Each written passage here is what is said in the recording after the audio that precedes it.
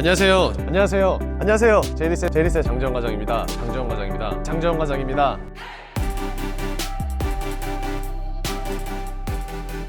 안녕하세요. 제이리스의 장재원 팀장입니다. 자, 오늘 제가 여러분들한테 리뷰할 차량 바로 제 우측에 있는 모델인데요. 기아의 스포티지 하이브리드가 되겠습니다. 본격적인 리뷰를 하기 전에 먼저 차량부터 보고 오실게요. 가시죠.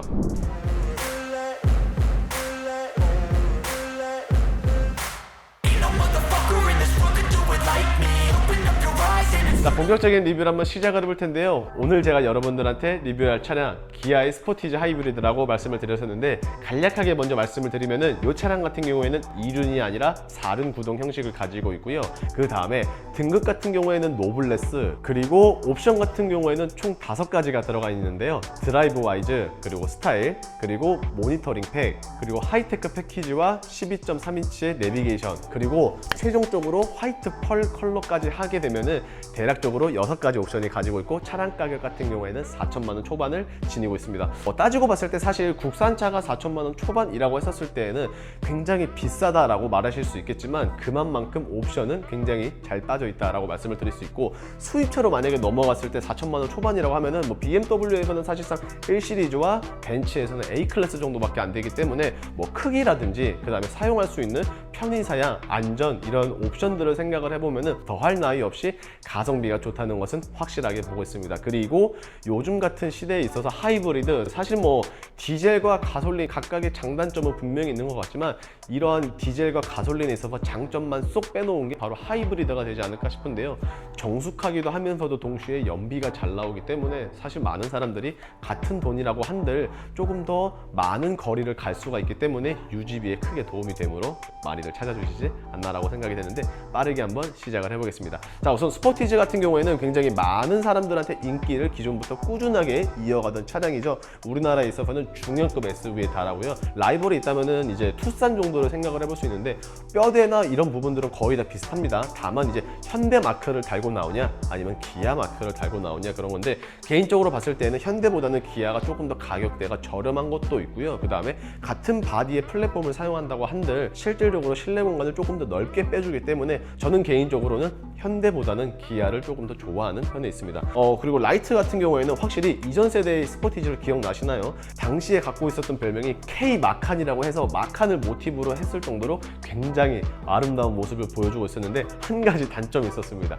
분명히 내 차가 상향등을 켜지 않았음에도 불구하고 앞차에 눈뽕이 심하다는 이유로 굉장히 많은 사람들이 별로 좋아하지 않았었는데, 사실 저도 도로에서 뒤에 스포티지가 있었으면 조금 짜증을 냈었던 사람 중에 한 명인데, 라이트가 다소 위쪽에 이제 등재가 되어서 그런 부분이 있었지만, 이번에는 약간 깜찍한 모양으로 변경이 되어서 이런 식으로 그런 단점은 크게 보완이 되었고요. 그리고 기본적으로 스타일 옵션이 있기 때문에 라이트 같은 경우에는 할로겐이나 전구 스타일이 아니라 LED를 현재 가지고 있습니다. 그리고 드라이브 와이즈, 사실 저는 개인적으로 기아 자동차를 사시는 분들에게 있어서 드라이브 와이즈는 선택이 아닌 필수적인 사항이라고 생각이 되는데, 왜 그러냐면은 안전 사양들을 가지고 있는 게 드라이브 와이즈입니다. 그래서 이거는 뭐 선택이 아니라 거의 필수적으로 하기를 원하고, 실제로 많은 분들도 그렇게 하는데, 드라이브 와이즈를 비롯하여 여러 가지 옵션이 있기 때문에 지금 보시는 것처럼 반자율 주행에 대한 센서라든지 서라운드 뷰 카메라 당연히 담겨져 있고요. 그리고 실질적으로 언더 쪽에는 크롬이 있기는 하지만 그렇게 막 광이 많이 나는 스타일이 아니어서 젊은 사람들한테도 인기가 많고, 그 다음에 그릴이나 그 다음에 하단부 이런 식으로 보시면은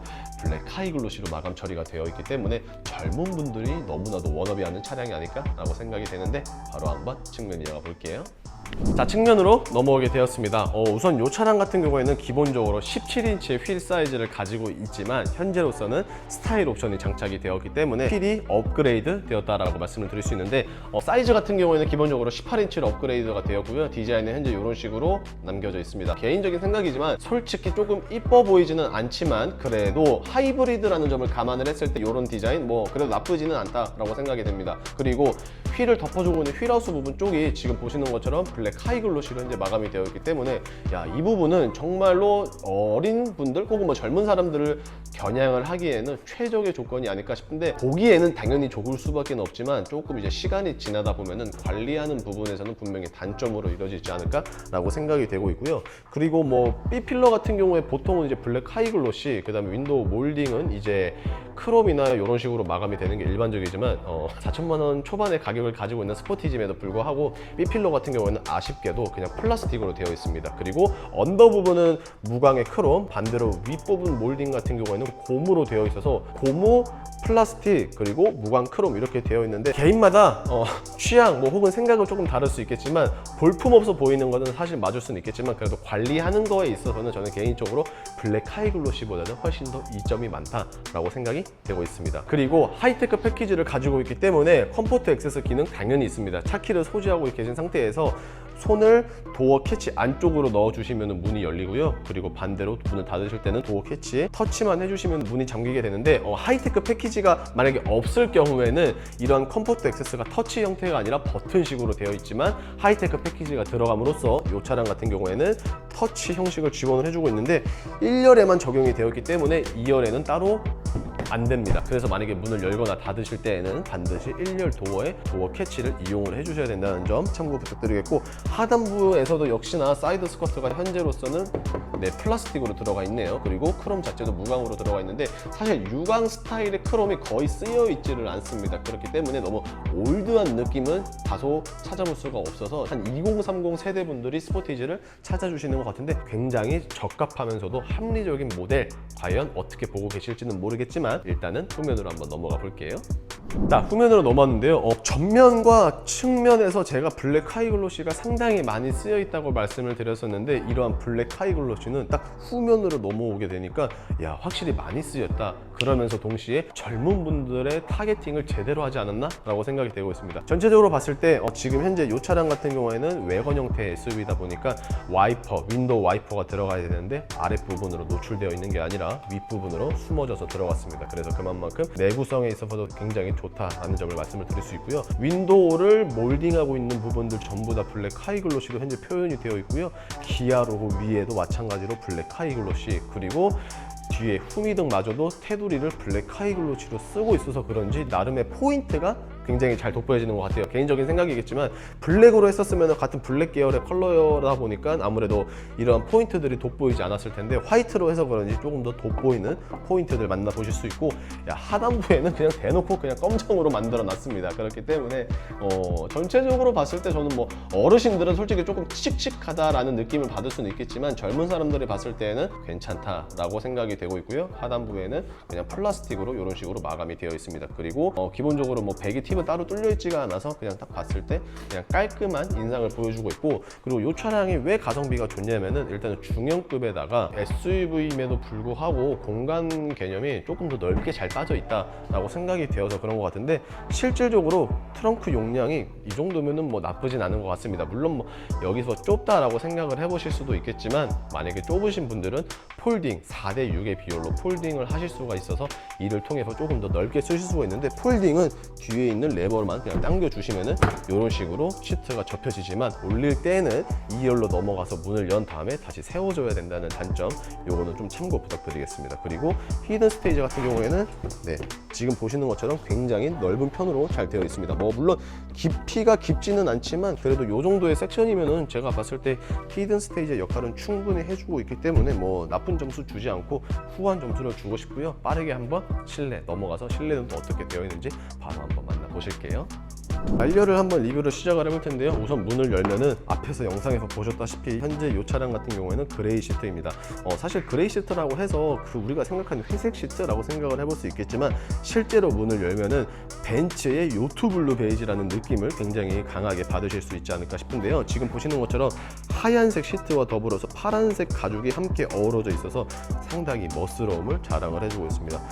좌측을 먼저 보시게 되면은 현재 이런 식으로 되어 있는데 조금 안타까운 점이 하나 있다면은 메모리 시트가 가지고 있지 않습니다. 그래서 이게 사실 저도 생각했던 것보다 큰 불편함을 가지고 있어서 누구에게는 뭐 단점으로 여길 수 있겠지만 그렇지 않은 분들에게는 그냥 상관이 없겠죠. 그리고 도어 고리 방식도 이런 식으로 바뀌었는데 굉장히 멋있습니다. 그래서 이런 식으로 한번 참고를 해봐주시면 될 것 같고, 차량 탑승해서 리뷰 한번 이어가 볼게요. 리뷰를 한번 시작을 해볼 텐데 우선 제 차량 소렌토 하이브리드 이제는 구형이 된 차량을 타고 있는데 제 차량도 그레이 컬러입니다. 근데 제 차량의 경우에는 지금 보시는 것처럼 핸들도 안쪽은 베이지 시트 하얀색 가죽이 들어가고 바깥쪽에만 이제 파란색이 들어가는데 이 차량은 전체 다 파란색으로 되어 있습니다. 그래서 딱 눈으로 봤을 때는 제 차량이 조금 더 이뻐 보일 수는 있겠지만 관리하는 게 너무 힘들더라고요, 저는 개인적으로. 그래서 이런 게 더 오히려 좋지 않을까라고 생각이 되고 있고요. 그리고 12.3인치의 모니터를 가지고 있기 때문에 디스플레이가 상당히 크다는 것 한번 만나보실 수 있을 것 같습니다. 자, 그리고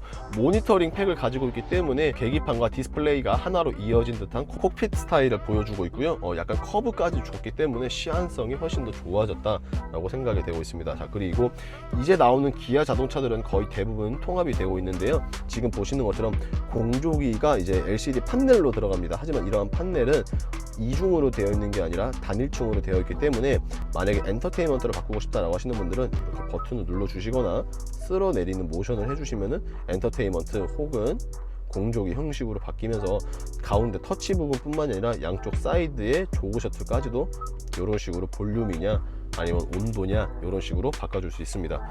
그리고 하단부로 보시게 되면은 네, 이런 식으로 콘솔 박스가 있는데 무선 충전 지원되니까 참고해 주시면 될 것 같고 다 좋습니다.